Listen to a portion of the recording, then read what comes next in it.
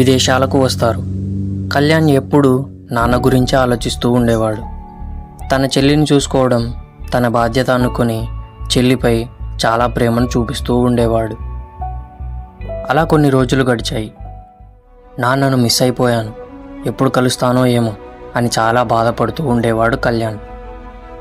ఇక విక్రా కంపెనీ కూడా చాలా డీలా పడిపోయింది. ఒకరోజు అమ్మ కళ్యాణ్తో ఫోన్లో ఇలా అంటుంది, నాన్న నీకోసం ఎదురు చూస్తూ ఉన్నాడు, నువ్వు మంచిగా చదువుకుంటే నాన్న చాలా సంతోషిస్తాడు అని అంటుంది. అమ్మకు కళ్యాణ్ని ఒక వయసు వచ్చేంత వరకు ఇండియాకి రప్పించడం ఇష్టం లేదు.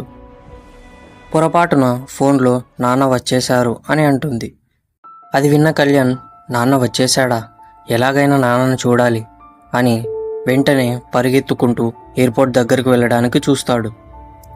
ఎలాగోలా ఎయిర్పోర్ట్ దగ్గరికి వస్తాడు. పోలీసులను ఎవరిని చూసుకోకుండా పరిగెత్తుకుంటూ ఇండియా ఫ్లైట్ దగ్గరికి వెళ్తాడు. వేగంగా వెళ్ళి ఫ్లైట్లో కూర్చొని ఉంటాడు. కళ్యాణ్ ఎయిర్పోర్ట్కి వెళ్ళడాన్ని తాతయ్య చూసి ఉంటారు.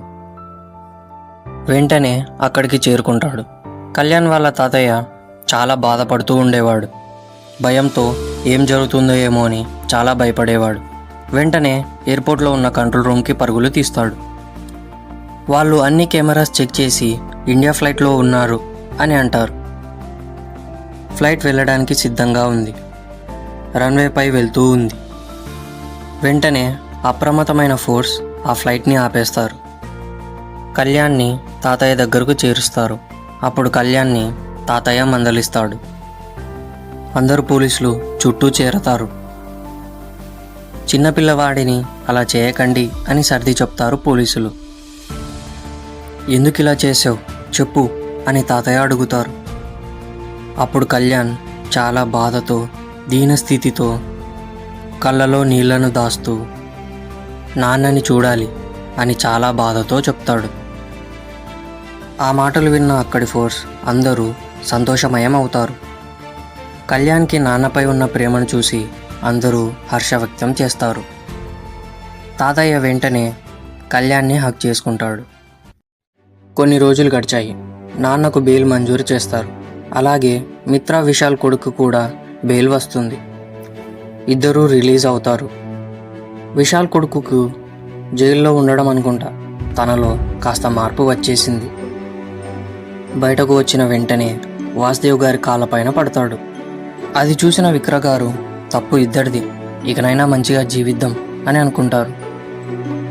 అప్పుడు విక్ర గారు, లేదు నాన్న, మీ నాన్న చేసిన తప్పు నువ్వు చేయకు, మీ మిత్ర కంపెనీని మంచిగా మార్చు, మిత్ర కంపెనీ యొక్క భవిష్యత్తు నీపై ఆధారపడి ఉంది అని అంటాడు.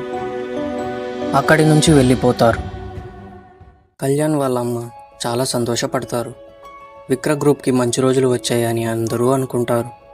నాన్న రిలీజ్ విషయం కళ్యాణ్కు తెలుస్తుంది. తన గ్రాడ్యుయేషన్ కంప్లీట్ అవ్వడానికి చివరి ఎగ్జామ్ అది చాలా ఇంపార్టెంట్. ఆ ఎగ్జామ్ తర్వాత తన స్టడీస్ అయిపోతాయి.